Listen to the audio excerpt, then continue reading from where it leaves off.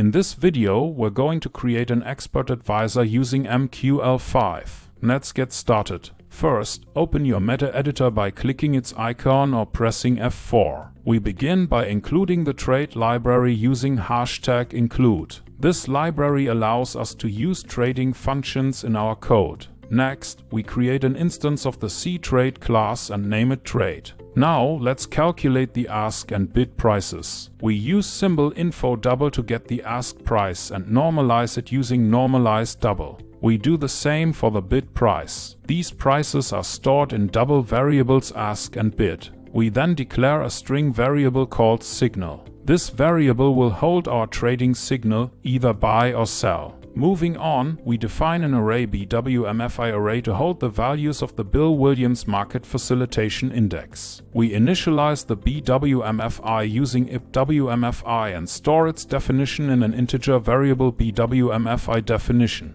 We sort this array from the current candle downwards using array set as series. Now we populate this array with BWMFI values using copy buffer. We copy 3 values starting from the current candle. These values are stored in BWMFI array. Here comes the crucial part. We calculate the current BWMFI value and normalize it to 5 decimal places using normalize double. This value is stored in current BWMFI value. Similarly, we calculate the last candle's BWMFI value using normalize double and store it in last BWMFI value. We then compare current BWMFI value and last BWMFI value. If the current value is greater, the signal is set to buy. If it's smaller, the signal is set to sell. Based on the signal, we execute trades. For a buy signal, we buy 0.10 microlots using trade.